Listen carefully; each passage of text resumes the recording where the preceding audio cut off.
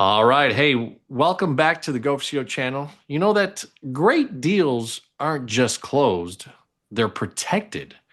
Ron from Plymouth Title Insurance, an exceptional intrapreneur today, is here to explain how smart leaders eliminate risk before it even shows up. Ron, welcome to the Go for CEO channel. How are you? Thanks for having me, John. I'm good. Thank you. Awesome, brother.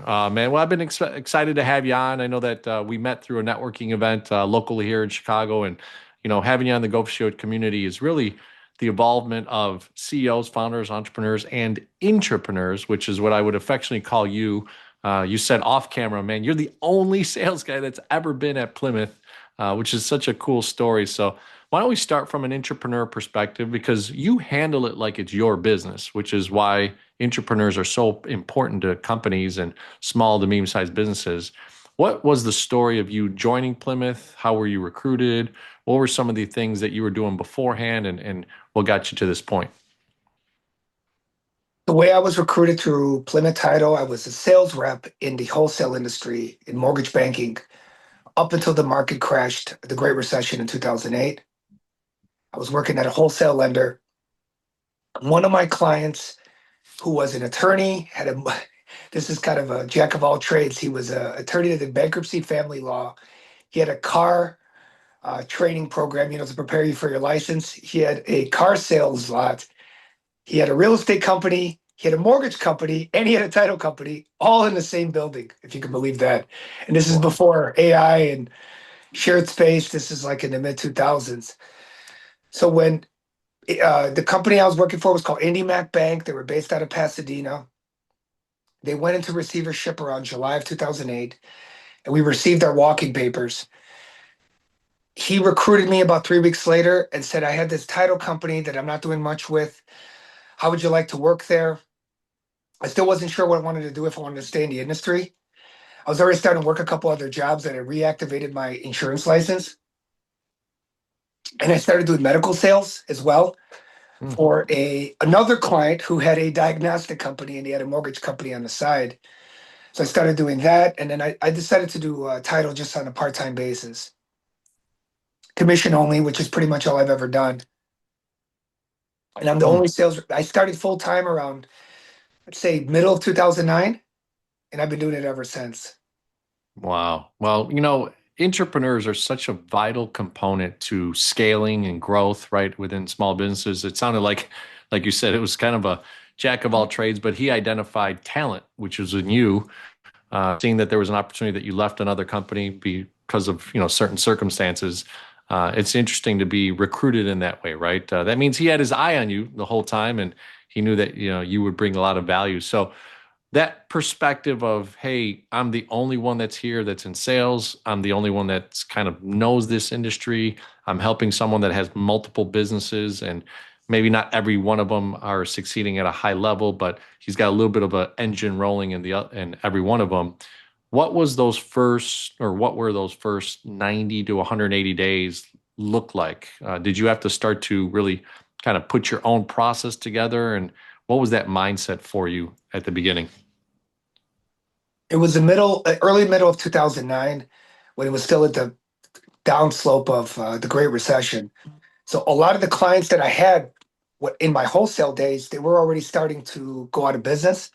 They were shutting down. They Mhm. were shifting to other businesses. So I had to revamp the clients that I was calling. In the past, I was calling on mortgage banks and mortgage brokers, and I had to shift that. And I began to call on attorneys, which I had no experience calling on. Those attorneys were real estate attorneys and attorneys that were doing estate planning, family law, divorce law, and probate, which is part of the estate planning process. So that was a different shift. It had to become more professional, a lot more structured. This was before AI. This is when people were not really responding to email, and I had to do a lot of sales calls. So I kind of set a game plan for the next 6 months. I'm going to call on no less than 10, up to 20 attorneys physically every day from Monday through Friday. And that's what I did. Mm. Huh. And what a good game plan, right? Because without activity, which we talk about in chapter 4 of my book, right? Without that action, you can kind of set up all the dream scenarios that you want, but you took action. You went right for it. You didn't really know. Now, did you set up maybe with this gentleman that gave you the opportunity some role playing, or were you just kind of testing, conversational pieces and learning about more of the title side of things and how to talk to these attorneys? I had to do everything myself. Um, Okay. I didn't really know any. Even though I worked in the industry, I knew absolutely nothing about title insurance. It's interesting how you can be in an industry, have a referral partner that you depend so much on your success, and know absolutely nothing about what they provide on their end. It's ignorance was definitely not bliss. So it was a humbling experience to say the least. No, I and it truly is, right? always is. It still is today. I, I pride myself in never saying how long I've been doing this because it doesn't matter how long you've been doing it. If you're not doing it right, that it just means that you have that much more time you have to correct from your bad habits. Yeah, and look, I mean, a lot of times in these situations where you're kind of thrust into a sink or swim scenario, it's really interesting that you put together a game plan that really noted, hey, what are the activities first? Not what necessarily the goals are, but what are the activities that are give me some sort of result, right? These 10 to 20 calls a day, if you multiply that over a long period of time, you know that there is going to be a small or medium sized percentage, right, that will activate with you. So, what was the first win, if you could recall somehow? It's been for a few years, but anything that you could share of that first win, of that kind of turning the corner of, prospecting into an opportunity that developed, and then the first win. I went into an office. The sister was the paralegal. The other attorney, who was the practicing attorney, who I still do business with today, she was in the middle of a closing. And I came in and they had some questions. They needed help with picking up what they call transfer stamps, which is an exempt, it's a municipal requirement, depending on where you buy and sell your property, that you have to pay a transfer tax to that village. They needed somebody to go pick up those transfer stamps and they had nobody to do it. I just happened to walk in the office and I had no idea what this process was. And I said, I'll do it myself. So she kind of gave me the paperwork and then gave me some instructions. And it was about a 25-minute drive. I believe I had to go up to Glendale Heights. So I drove up there from Willowbrook, which is where her office was located, picked it up. It took me about an hour to get everything done, came back about an hour later, and they delayed the closing, but they got it closed and then they got it funded the next day. So that's how I built a relationship with that client. It's because it wasn't even my file. It wasn't something I was working on. It was a different title company.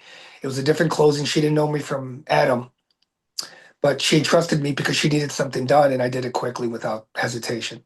Wow. What a great mindset. Look, Go for CEO community, you just learned right there in the moment you assessed, right? You said to yourself, oh, wow, what an opportunity. Nobody else can help. I'm here. I'm actually prospecting them. And you took accountability and said to yourself, okay, well, I'll figure this out. I'm going to be the one that takes the pedal by the metal. You literally drove over and created an opportunity for yourself. And by the time you came back, man, boy, what trust and credibility you put into just knocking the door and becoming a resource for them. So what a cool experience. So look, obviously you get this first turnaround. It wasn't even something that's traditionally, a regular like knock on door, pitch, share examples, come back, hopefully close, look for an opportunity, that type of thing. But what a great example of entrepreneurship within your entrepreneurship opportunity. So, go deeper, I guess, in the sense of you started developing this, 10 to 20 calls a day. You get this cool opportunity out of a irregular way of doing business. You succeed by, being a resource to someone. What are the next steps of, okay, I got one. What are you thinking at that point, if you can recall, like what you kept doing? In that mindset, when you're in the customer acquisition phase, unfortunately, you make it too much about yourself, and you think I need to get business. I'm asking them for business. What changed for me is I started to think, what am I doing for these people besides taking their business? I'm helping them close their title. I'm taking something off their plate, providing them good service and a good product. But I don't believe you don't get extra credit for that. I'm just, in that sense, I was just doing my job. So I Mm, had to really think, what can I actually do for these people to help them with their business? So I started to think, well, how do they get their business? Who are their clients? Who are their referral partners? And I started to join a lot of networking groups. mm, And I started to really ask them, how can I help you besides helping you with your real estate business? How else can I help you with your practice? Some of these attorneys were not only doing real estate, they were doing family law, they were doing estate, they were doing probate, they were doing divorce, they were doing bankruptcy, they were doing business law, business formations, immigration law. So I started to network with a lot of financial advisors, CPAs, local commercial banks, business owners. And then I spent the next few years trying to build relationships with those people and then connect them with those attorneys. That's really what changed for me, especially the real estate agents. That was the biggest piece of all, was because the real estate agent in a purchase transaction, as I'm sure you are aware, they are generally the project manager in that transaction, in that they get to refer business out to up to 6 to 8 different jobs that they're responsible for, be it the attorney, the lender, the inspector, um, the stager, somebody that does interior design, the contractor as well. There's so many jobs that are dependent on them. So I started to put my focus into the real estate agent and then connecting the real estate agent with the trusted attorney partners that I had. And that really is what made the shift for me. wow. Well, look, you have had that entrepreneur mindset from the beginning, brother. You've counted and bet on yourself, which is, I think, a great thing to point out.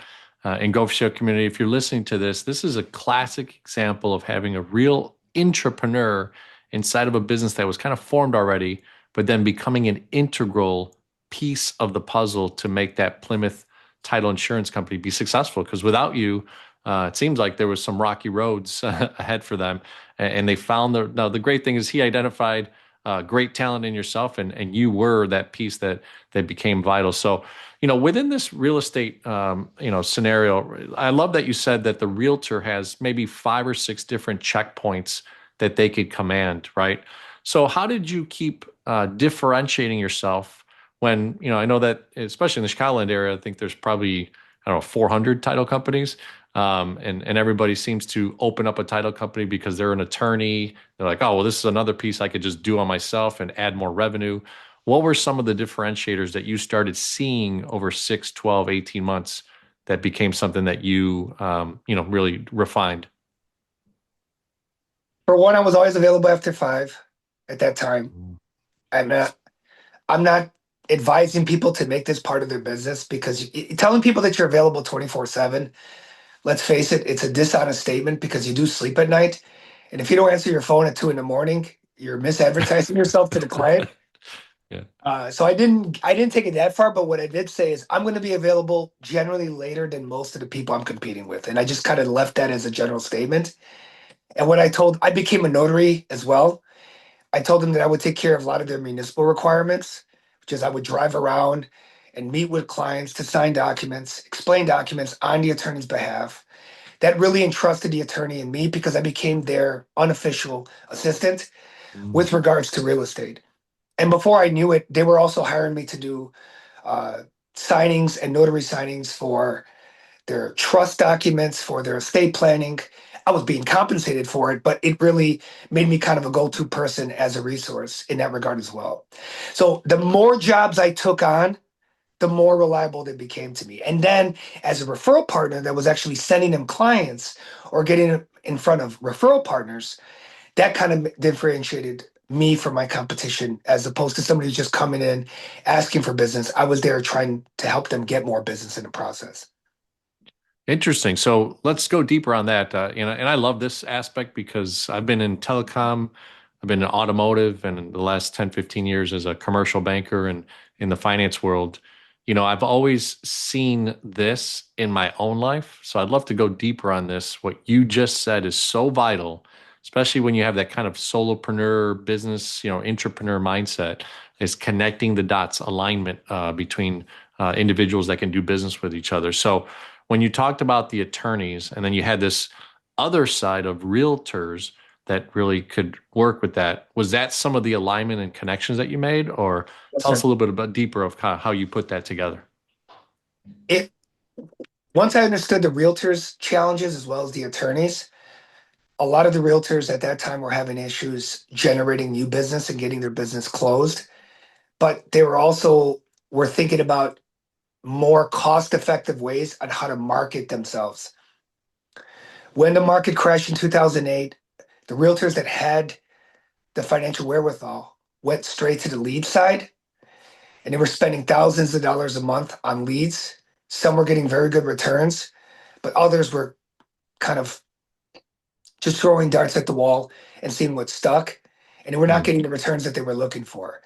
So where I came in and I was helping them try to generate leads on a more cost-effective manners through events, referral partner events, training, seminars, things like that, activity-related generating activities where they needed referral partners to kind of pitch in so that they were not uh, shouldering the burden financially by themselves. So I did that, and I also was connecting them with good lending partners, attorney partners, as well as CPAs and financial advisors. So a lot of our events that we were doing, instead of it being just me and the realtor, it was me, the realtor, and four or five other referral partners. So we were able to mm. do more by volume. And in that regard, that got us ingratiated with a lot of the real estate offices, as well as the real estate teams in those offices. Hmm. What a genius way to really start involving the ecosystem of the people that are were around you, right? So a lot of us sometimes, Gulf Show community, you might be thinking like, hey, well, I want to keep these people with me, right? Like this is my contact. And what you just learned from Ron is, opening up your network. It actually really creates such synergy between everybody that you start to also get that business back, right? Because some people get selfish, and I would say, well, what's in it for me, right? Which we all do as human beings. But, you had an open mindset of like, okay, hey, if I connect these dots, I bring them into these seminars and places that we're doing, attracting opportunities. Everybody starts to win. And who do they actually think made them and helped them win? But Ron Granado, right? So, really awesome stuff. So, all right, look, you claimed earlier you're the only sales guy that's been a part of Plymouth. But Plymouth has grown, right? And you've got this network, and you started putting these, ideas together of how to connect every dot. What was that like now? Since you're going to need help at that point, right? You start to grow, you start to have business come in. It can't just be probably you and the owner, which wasn't doing much because you had seven or eight other businesses. How did that start to form a team and the leadership aspect that you started to learn of building a team? The owner eventually ended up selling the company to one of his old employees. Mm, He took on the business full time. When we started full time, so it was me, him, and then he took on another partner. It was three of us. The office that we had in Oak Brook was 60 square feet. It was a shared space to Regis. hmm And inside of 3 years, we had 13 employees, and we had about 15 to 16, I think it was like 15 full time and part time closers that were closing for us. So it scaled really quickly. And then 2013, there was a rate bubble. Interest rates were very low. They started to increase, and we were doing a lot of refinances at the time, and we were doing some purchases, but the purchase market was still not steady. It was still highly dependent on refinances. Our business dropped about 60-70% inside of 6 months, mm. and we were down to four employees. And it was a tough year. And then I was going into the winter of 2013 and 2014. If you remember how cold that was, kind of the Arctic blast when we had the last polar vortex, which is what we're experiencing now. Right now. Yeah, yeah. Correct. Rates were bad. Rates were going up way too fast, kind of the way they did in 2022. Short sales were still the majority of the market, and refinances went away. So we really had to shift our business. At that time, what I started doing is I really took on the business of starting referral groups. and relying on my lending partners who are no longer doing refinances to get me in front of more agents. And through that, I was able to get them in front of more agents because then I was able to go back to a lot of my attorney partners who I was referring those agents to and ask them for something in return, which is, listen, this gentleman, this lady is introducing you to her referral partners. Now I need you to do the same for them. So it was kind of creating synergy out of necessity because I'll be honest, the year 2014 for me was a tougher year than 2008 and 2007, business wise. Wow. Yeah, it was very humbling. Wow. So Yeah, no, and not a lot of people talk about it, right? They talk about the financial crisis of 08, 09, but people forget, right? There was a blip in that, 10-year run, 15-year run, 13-year run, or so from '08 to today, that there was blips in there, right? And certain yes, industries got hurt pretty bad, and nobody was really talking about it. So I appreciate you bringing that up, right? And that's a hard thing, right? So you grow fast, you bring on employees. Was there ever, just to stay on the topic of leadership and kind of the continuity of what a entrepreneur looks like in that space? Um, did you take on any responsibility of subordinates, people that were working kind of underneath you, for you and the team? And what did that look like at all? so I was always responsible for most of the closers, and I was bringing on more closers. And the closers that I was looking to attract were people that had relationships with existing clients that they could bring on as well. And we made offers to compensate them for those referrals. So that's what I spent the next 2 to 3 years doing. And we were successful. We brought on, I'd say, six good closers who are who are still with us, one retired. But through that, they brought some of their clients, referred them over. We compensated them. I had to take a cut from my commission, which I was more than glad to do. I serviced those clients. I got our closers more closings through the business they already had, plus what we had in house. And we were able to leverage those relationships. And I was responsible for the closers. When they had an issue, I would take on the issue post closing. If there was missing documents, if there was something that had to be done at the village, if there was checks missing, if there was checks that needed to be delivered, if there was a signature that was missed, I was the one that was taking the responsibility to make sure it was done. Wow. And look, I mean, a lot of that was very manual driven, even just 10 short years ago, right? It's interesting right now with DocuSign becoming so popular and all that stuff. And I don't know your industry well, so stop me if I'm wrong here. Has that evolved from these, maybe it's an electronic check and ACH nowadays, using some tools that don't have to do physical things? What's that evolution been? Good question, John. Even with the evolution of AI and DocuSign and more things being signed electronically, there are still documents and there are still lenders and lending institutions that want things to be wet signed. Mhm. I don't know if it's legacy costs. I don't know if it's just, I have an opinion. I think it's more so there are certain documents that need to have a face to face person looking at it because of potential fraud or identity theft. That has still not been addressed 100%, even with the advent of being able to verify people's identification over a computer screen. Trusting a person to verify a person's identity and to explain documents face to face is still the best way to do business. And because people are still buying from people and dealing with people, we also have to take into account, we both understand this as you're an immigrant and I am a child, first generation immigrant myself, that a lot of the market in Chicago, roughly about 50% of it is immigrant driven. And thankfully, as they are buying, they are still doing things the old school way, especially if they're first generation. And because of that, they still want to see documents explained to them face to face.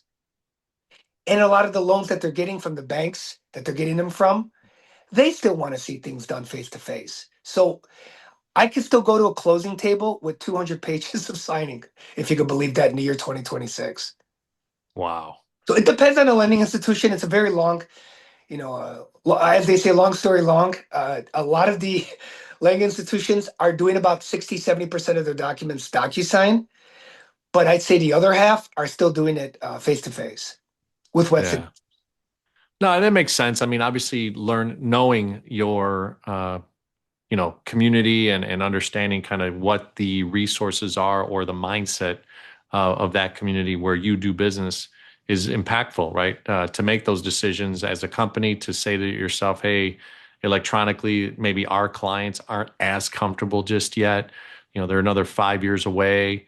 They like the personal touch. They like that, human being and human being interaction. And maybe there's, promissory note something in there that doesn't make sense, or this guarantee, or why does this insurance page stay here, and all that type of stuff. So I'm dangerous enough to talk a little bit about those things, because obviously I've closed on my own houses and all that type of stuff. But it's interesting. So keeping on the mix of leadership, growth, facing an impactful time in 2014 where you felt like that pressure, when you started, and I'll go back just a little bit, you mentioned commission, right? And then having to, at one point, recruiting these closers and lowering your commission. What's that been looking like throughout the time? Did you start off with a salary? Or have you always been commission based and driven your career that way? What's that aspect of the entrepreneur side for you? I have been commissioned since 2003, even before I did this, and I refuse to go on a salary. I understand the needs for salaries. I understand the needs for trading time for money, but I still believe as a business owner, you will set limitations on yourself if you tie yourself to that. I say this coming from a position of, I don't say privilege, but like now that I'm in a position where I could say that. When it started, the first 6 months to a year, it was very stressful. Sure. You didn't know where your next check was coming from, but it's really no different than anybody else that starts a business on their own. Mhm. You put your time in, you put some of your own resources in financially. You don't know what you're going to get out of it. You put in this effort 100% and you're not sure if you're going to get a return. But when you do, it's 100% worth it. Knowing that you don't have a ceiling that's put on you, I think is kind of refreshing. Knowing that I can grow, we can grow, and I can do as well, if not better than the owner, is something that kind of motivates me every day. So to be honest, I wouldn't trade it another way, and I don't think I could ever go back to that. No, I love it. I love that mindset, right? I think there's a book inside you to talk about that, because that's not even talked about a lot, right? If you think about the entrepreneur journey, the way that you've thought about yourself from 2003, and then this opportunity arises in 2009 for you with Plymouth, but you had that ingrained mindset, right? And if you think about it, yes, 100%, you start to have some turmoil, right? Because maybe the beginning stages are a little bit harder to bring in that real revenue and that cash flow. But man, once you hit consistency and you hit volume and you hit system, man, it could really be, a salary here, and then all of a sudden your commissions go up here, right? In that sense. So, what were some of the things that you did to kind of protect yourself, right? Because obviously somebody hears that and goes, well, hey, in a salary, at least I'm guaranteed a paycheck, and understanding that that'll come in and the company's obligated to pay me for my time. In the scenario where you do commissions, did you set up a contract initially? Was it like an employment contract? How did you know that when those funds were coming in for a closing, call it $100, 30 of it was yours? What did that look like from that perspective? We had an agreement with the owner on what the percentage of revenue, how it was going to be split, and they've honored those agreements till today. Mm, It's understanding that you got, I mean, you have to have confidence in the industry that you're in, and you also have to believe that the number of contacts that you're making, that you're going to get the results based on those contacts you've made. If you're not calling people and you're not out there, and the number one thing, as we know, it's not even the calls, it's the follow up. If you're mhm. not constantly following up, providing you information, providing you value, dealing with negative things, things when they go wrong, because I believe that's where the real relationships are built, not when things are going well, but when things are actually not going well, when a file falls apart, when a relationship is about to end, and you do something to revive it or bring it back up to the surface. I feel that's where the money's made. And I also believe that's where the relationships are built, long lasting. Plus, it also gives me a unique perspective when I'm talking to an attorney or a real estate agent or a loan officer. The majority of the ones that I'm working on or working with have yet to be paid up until the closing date. It's very unique about the real estate industry. You can show up to a closing, and everybody that's sitting at the closing table has yet to get paid one dime for what they've done. So it's very unique in Wow. that regard. Yeah. So I like that. For me, it gives me familiarity with the people that I'm working with because I understand the shoes that they're walking on. I understand their challenges, that being the biggest of all, in that every time you close something, you're unemployed and you have to start from scratch. And anytime you get a deal from a client, a referral partner, there's no guarantee they're going to give you another one. So you have to treat everyone as though it's last because it might be through no fault of your own. We've had this before, John. You've seen it. You do everything right. You follow up. The experience is perfect, and they never give you another deal. Even though you follow up and you can't explain it. You ask, they just go back to what they were doing. And the way I look at it, I don't take offense to it. I don't take offense to any client I've ever lost. If they've given me business for 5 years, 7 years, or 10 years, and they've moved on, I thank them and continue to do so and continue to see them for the fact that they were loyal for so long. I don't take it personal, and you can't. Yeah. People have to do what's in their best interest. Your job is to remove your emotions from it while still maintaining the passion, which I believe is difficult to do. Taking your own personal emotion out of it, but instilling your passion into it. And the passion is not about you, it's about the client. And if you could do that, I think you're going to be successful more often than not. Wow. I want to, we're going to clip this last part because I think you brought up such a vital component. I talk a lot about the alignment, right? In chapter 2 of my book, we talk about who are you connected with, right? And that's a COI, a center of influence. And you've built a massive career on that from '03 to today, right? 22 plus years. And if you think about it, when I talk to some certain people that I'm building as a commercial banker, CPAs and CFOs and M&A people, could be great COIs for me. And I say to them, look, my whole goal is to bring you something first, right? And then hopefully what that means is that the trust is built. I've brought you something of value that intrinsically has a reciprocating attitude from good people. They're going to say, oh, well, John helped me, Ron helped me, do something like you did in this story that you've been sharing the last few minutes, right? That instills reciprocation in a human being. Most human beings want to then give back when they've received something. It's just human nature, right? But like you said, you don't know after that one, will there be another? So it's that continual motion of, relationship and inquiry. Sometimes you hit someone like you hit this attorney that you visited and you went and ran for those papers and that tax stamp. It's just timing, right? Tell us a few stories maybe, or if you can recall of anybody that has been that, right? Like all of a sudden they called you out of the blue. It's been 6, 12, 18 months. You hadn't even heard of them. You left them 2, 3, 4 messages. You asked them to go to dinner. They've never replied. Then bam, all of a sudden they send you a piece of business. Any recollection of a story like that? I would say it happens every couple of months, thankfully.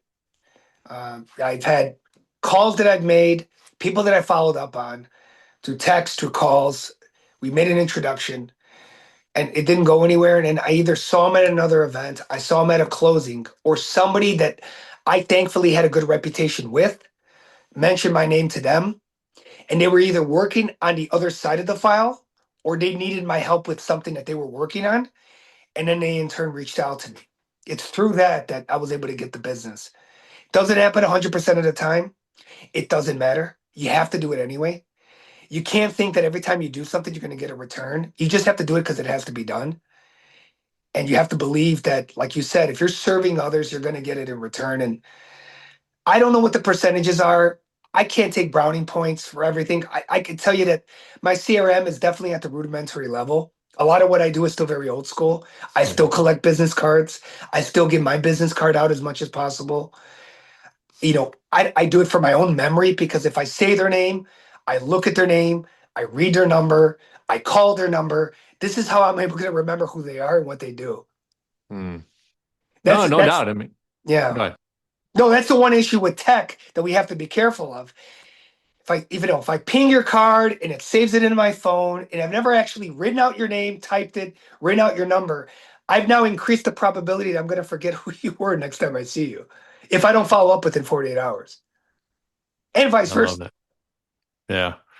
Yeah, yeah, because I mean, there's all these new tools, right? Where you could just tap someone's phone, QR code them, and now you're Right. in their code. But then it's kind of like LinkedIn. You just made me think about this, right? These requests to connect, and then Yeah. you're accept,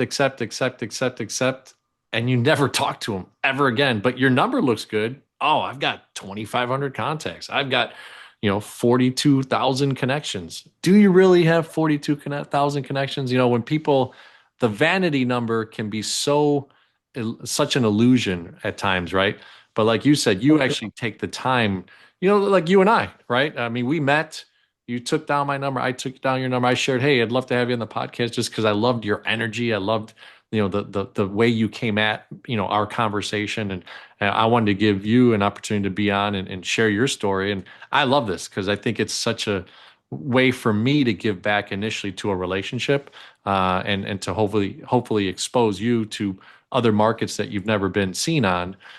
So that's why I do, the podcast itself. But yeah, what a great, insight to say, hey, I still do it old school. I still put it into my phone because I want to remember you and I want to call you and I want to text you. And maybe even in the notes, right? You say, hey, he was wearing a plaid vest with glasses, black rim, and man, Ron had high energy when he talked to me, and I just put some notes in there, and I remember that. So really, really cool stuff. So look, as we wrap up the interview, we like to always, look at different areas, right? Leadership we talked about today, entrepreneurship, mindset, growth, and stumbling blocks and so that hurt you in 2014 as an example, right? But today now growth, right? And you mentioned technology a few times, even though you do a lot of things old school. What are some of the things that have changed in the title business? Are you guys looking to acquire other title companies to be bigger, or have you maintained kind of that smaller approach but just significant relationship? You always have to update your software as a company. Fraud is rampant in the industry, and you have to make Mm, sure that you're taking the best security measures. It's a constant attack on a system. That's a challenge. As far as scaling, we are scaling. We've hired a couple more reps. I'm going to be training them and taking them under my wing and giving off some of my leads that I'm not able to succeed with. And hopefully they'll find success. We've moved on to Wisconsin. We're now doing Indiana. And the goal is to, within the next 5 years, if we're all still working here and in good health, uh, thankfully, or to the grace of God, that we can be doing business in other states. Because if you're not growing, I hate to use the word you're dying, but if you're not getting better, you're probably getting worse. mhm, So we cannot be comfortable in our setting. We cannot be comfortable with the relationships that we have. Even with the ones we have good relationships with, we have to treat them with a level of paranoia. And me and the owner, we constantly have calls once a week to talk about what are we doing for our partners and are we doing the best job possible to ensure that they're going to give us business and continue to use us. And are we doing the best as employees? We have to look at the mistakes we make. I made a mistake the other day. I accidentally forwarded an email because I was in the car to one of my prospective clients, and it was inter office communication based on a proposal. I deleted the first half of it and put my own verbiage, but I didn't delete the bottom half, and it almost backfired. It was mm, like, why don't they have a system already in place? They should have this in place. And it was like, it's basically potentially bad mouthing the client. It's not their fault, 100% on me. Thankfully, I already have a good relationship with the attorney that works for that village. So I not only redacted the email, I wrote my own, hey, listen, I apologize. This is why we said this. I hope it can move forward. And within 5 minutes, it was all forgotten. But it's accountability is very important. You're going to make mistakes. You're not going to have every answer.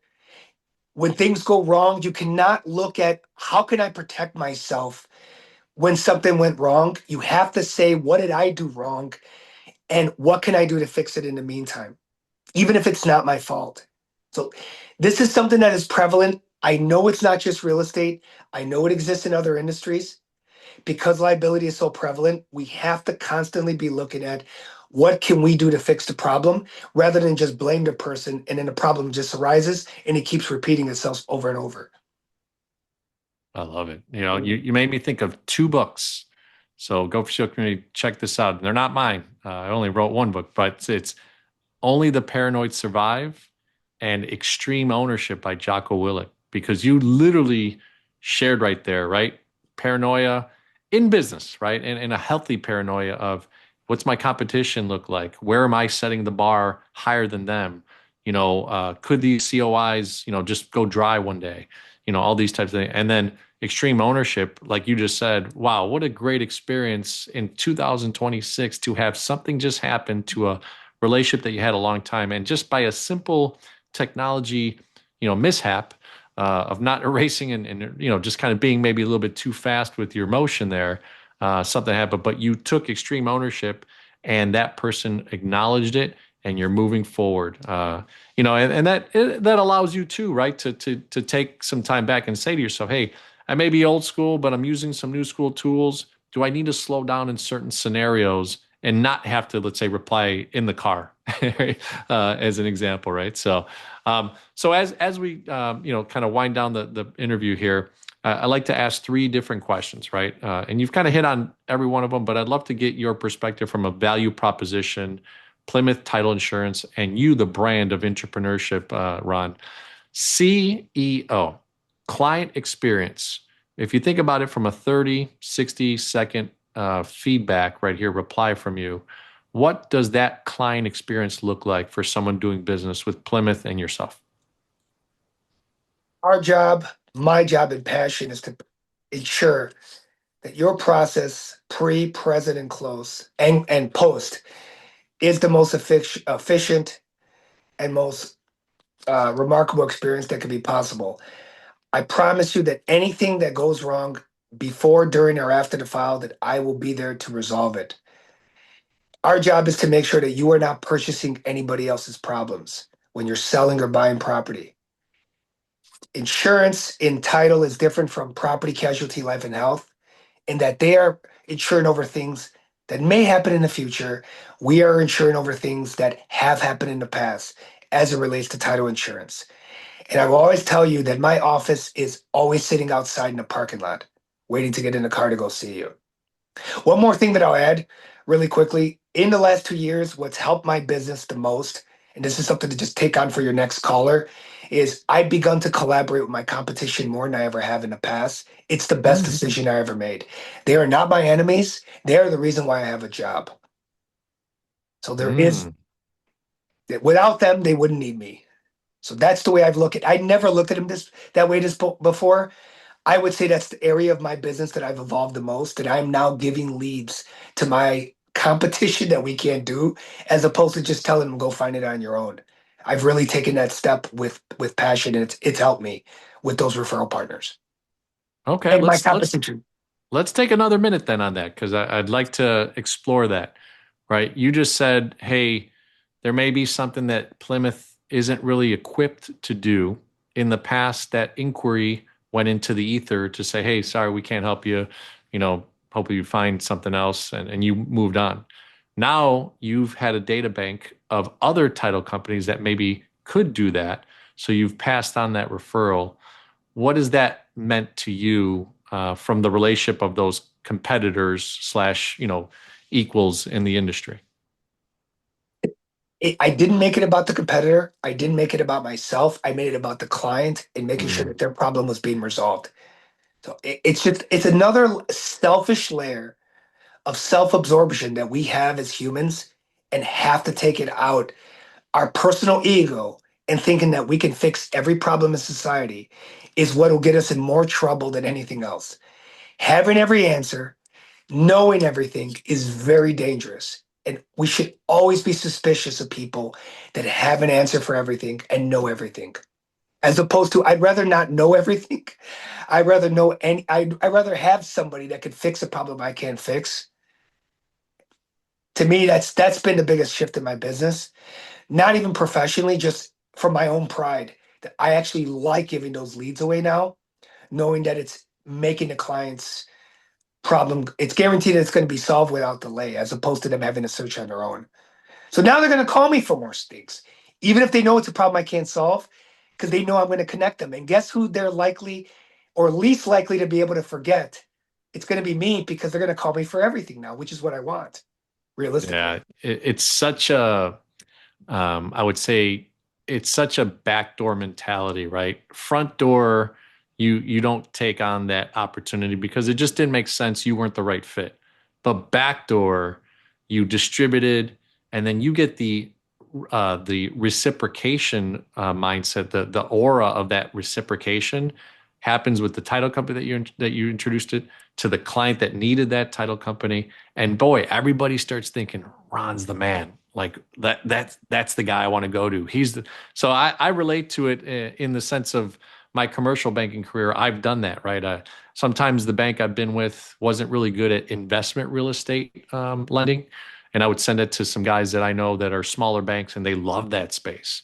Sometimes we wouldn't be good at equipment financing, and I'd send it to some real pros in that side. And it's interesting, right?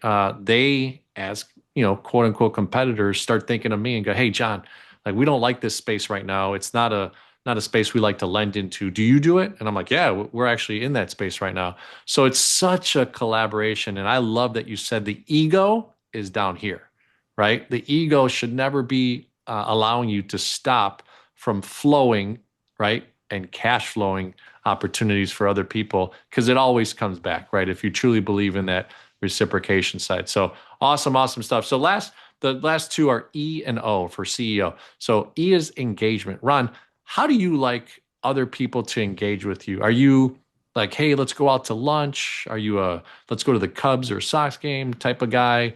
Do you just like to have a nice dinner with someone?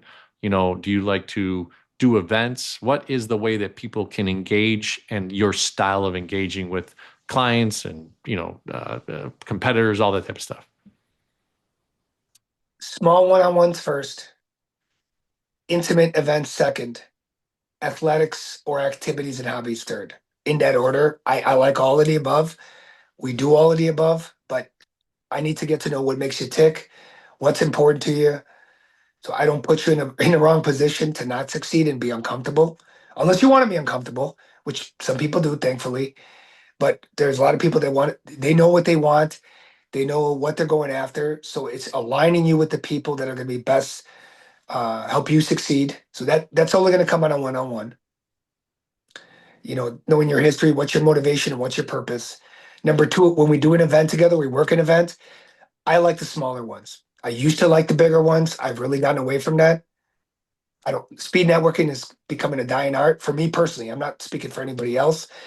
My pitch is not that fast, and I don't want their pitch to be fast, because I don't want to. If it's easy to get, it's easy to forget. So I'd rather just take my time, get to know them, ask questions, and those are the ways we're going to be able to help them out. I need to know why they get up in the morning. As far as hobbies, those come with time. So we do a lot of outdoor sports activities when the weather turns, as much as possible. Always looking to connect on that. Always looking to collaborate. And when the funds are there, we try to sponsor and help out our referral partners in that regard as well. So Nate, Nate, I love it. I love it. Well, look, engagement's a big deal, and in this human life where we have so much technology, to be out there in the marketplace, to be touching and and shaking hands and breaking bread and doing the things that are also hobbies and stuff like that and sporting events is so cool. So, excellence, right? You mentioned that you're kind of an old school guy, business card, the real business card, right? Still, and real notes that you take, and maybe the CRM is a little bit archaic in your mind compared to other things. But what are the tools that you're actually using? Is it strictly your mobile phone? Is that kind of your best tool? But how do you operationally stay excellent from your day to day? I use ChatGPT to help me write responses that I feel are going to be sensitive in nature. Mm, It's been very helpful. It's still my original thought, but what I'll do is I'll use ChatGPT to kind of help me modify what I'm going to say so that it doesn't come off in a way that somebody's going to read it on the other end and take offense to it. I Hmm. can't, it's not 100%, guarantee. My job is to try to make it as close to zero as possible. So that's one thing I use ChatGPT for. I am starting to use Sora and some of these other apps for videos. We're still kind of new in that space. I've been using YouTube for 16 years. I still like YouTube for educational purposes, like following your podcast. I think what you do is great. I think YouTube is good for that. Facebook Live, I subscribe to a Hmm. few. I've only used it once or twice myself, but Facebook Live is good. As far as phone and texting, if you're not going to call somebody within 24 hours or 48 hours of meeting them, you should at least send them a text and let them know that you think that you met them and appreciate their time, whether it was 2 minutes or 20. I believe that's a must. I love it. I Set love the it. So, foundation. well, look, and foundationally, business is business, right? I always say, the traditions of business, the human beings interacting. Yeah, all these tools are cool, and gosh, the efficiency has become massive. And I actually, ironically, use some of that because I tend to write like I speak. Writing this book allowed me to learn, like, oh wow, I do truly write like I speak, but that's not a good thing. And sometimes these tools now have helped me, like you said, like ChatGPT. I'll ask the prompt, rewrite this professional and with empathy, right? And it'll take what I wrote and reconfigure it. And I'm assuming we use it the same way. We'll still read it, make sure that it's our thought, but man, it does reflect such an interesting way that it takes our message and reconfigures it. And from the way I read it, I go, wow, that was pretty good.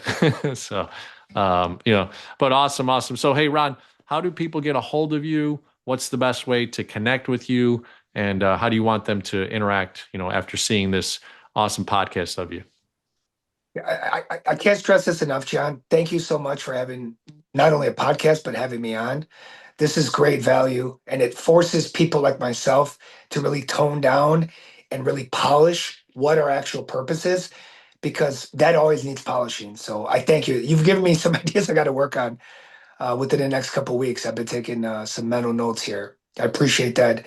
But as far as getting a hold of me, best way is through cell phone. My number is 708-476-3142.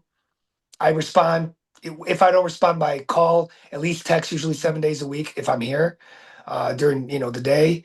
And I could send you information on our website. I could look up titles for you. I could look up who's on title if you're looking to buy property. If you want to be referred to any of those referral partners I explained, and you're not sure who to call and you don't want to use, you know, Angie's List or somebody else, you want somebody trusted to refer, please reach out to me. I'll connect you with those people as I promised. I love it. I love it. Well, Go for Show community, if you haven't and you're new to the channel and you're just watching Ron, thinking about, wow, this was a great story of entrepreneurship, subscribe to the channel, become a part of the Go for Show community. Also, pick up my book, The 4A Formula, Untangle Any Challenge and Think Like a CEO. There's great chapters in there, great stories of entrepreneurs on the back end of bonus chapters. But the first four are assess where you're at, which you heard today, align yourself with the right people and your values and cores and people, take accountability and take massive action, which is what Ron did in 2003, ripping away that salary mentality and thinking to himself, I'm worth bigger and stronger and better things in the future. So thanks so much for coming on the Go for CEO channel, Ron. Yeah, and I appreciate you. Okay. All right, brother.